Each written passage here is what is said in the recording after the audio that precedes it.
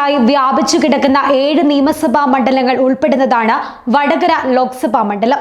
2009 മുതൽ തുടർച്ചയായി 3 തവണ UDF-നൊപ്പം നിന്ന മണ്ഡലം ഇത്തവണയും ശ്രദ്ധേയമായ പോരാട്ടത്തിനാണ് സാക്ഷ്യം വഹിക്കുന്നത്. കഴിഞ്ഞ പിണറായി സർക്കാരിന്റെ കാലത്ത് ഏറ്റവും ജനപ്രീതിയുള്ള നേതാവായിരുന്ന KK ശൈലജയാണ് CPM ഇത്തവണ വടകരയിൽ രംഗത്തിറക്കിയിരിക്കുന്നത്. പാലക്കാട് നിന്ന് വടകരയിലേക്ക് എത്തിയ ഷാഫിക്കും വിജയപ്രതീക്ഷ ഏറെയാണ്. വടകരയിൽ രണ്ടാം ഊഴം പ്രതീക്ഷിച്ച K മുരളീധരൻ ചുവരെഴുത്തുകളും പോസ്റ്ററുകളും സ്ഥാപിച്ചെങ്കിലും കാര്യങ്ങൾ പാടെ മാറിമറിഞ്ഞു. K മുരളീധരനെ തൃശൂരിലേക്കും ഷാഫി പറമ്പിലിനെ വടകരയിലേക്കും പാർട്ടി നിയോഗിച്ചു. ഇതോടെ വടകരയുടെ ചിത്രം തന്നെ മാറിമറിയുകയായിരുന്നു. പൊതുവെ ഇടതുകോട്ടയെന്നാണ് വടകര ലോക്സഭാ മണ്ഡലത്തെ വിശേഷിപ്പിക്കാറ്. എന്നാൽ 2009-ലും 2014-ലും 2019-ലും UDF മണ്ഡലം പിടിച്ചെടുക്കുകയായിരുന്നു. അത് തിരിച്ചു പിടിക്കുകയാണ് ഇത്തവണ CPM-ന്റെ ലക്ഷ്യം. അതിനാണ് KK ശൈലജ എന്ന CPM-ന്റെ പ്രധാനപ്പെട്ട സ്ത്രീ മുഖത്തെ തന്നെ വടകരയിൽ മത്സരിപ്പിക്കുന്നത്.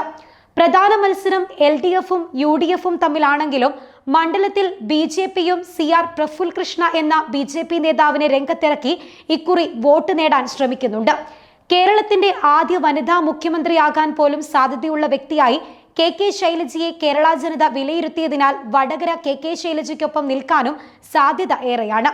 മുൻ ആരോഗ്യമന്ത്രി എന്ന നിലയിൽ KK ശൈലജയ്ക്ക് ലഭിച്ച സ്വീകാര്യതയും ഈ തിരഞ്ഞെടുപ്പിൽ നേട്ടമുണ്ടാക്കിയേക്കും. കേരളത്തിലെ തലശ്ശേരി, കൂത്തുപറമ്പ്, വടകര, കുറ്റിയാടി, നാദാപുരം, കൊയിലാണ്ടി, പേരാമ്പ്ര എന്നീ നിയമസഭാ മണ്ഡലങ്ങൾ ഉൾക്കൊള്ളുന്ന മണ്ഡലമാണ് വടകര ലോക്സഭാ മണ്ഡലം. 7 നിയമസഭാ മണ്ഡലങ്ങളുള്ള വടകരയിൽ തീരദേശവും മലയോര പ്രദേശവും എല്ലാം ഉൾപ്പെടുന്നുണ്ട്.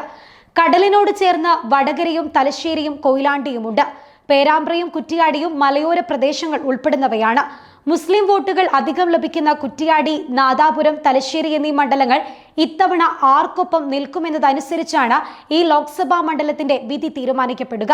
ഇത് മുന്നിൽ കണ്ടാണ് UDF ഷാഫി പറമ്പിലിനെ പോലെ ആളെ കൂട്ടാനും വോട്ട് പിടിക്കാനും കഴിയുന്ന ഒരു മുസ്ലിം സ്ഥാനാർത്ഥിയെ തന്നെ രംഗത്തിറക്കിയിരിക്കുന്നത്.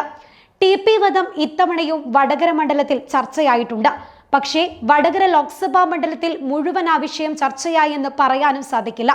TPയുടെ കൊലപാതകവുമായി ബന്ധപ്പെട്ടതും RMP എന്ന സംഘടനയ്ക്ക് സ്വാധീനമുള്ള പ്രദേശമായ ഒഞ്ചിയുമായി ബന്ധപ്പെട്ട് കിടക്കുന്ന വടകര, നാദാപുരം, കുറ്റിയാടി മണ്ഡലങ്ങളിലാണ് TP വധം കാര്യമായി ചർച്ച ചെയ്യപ്പെടുന്നത്.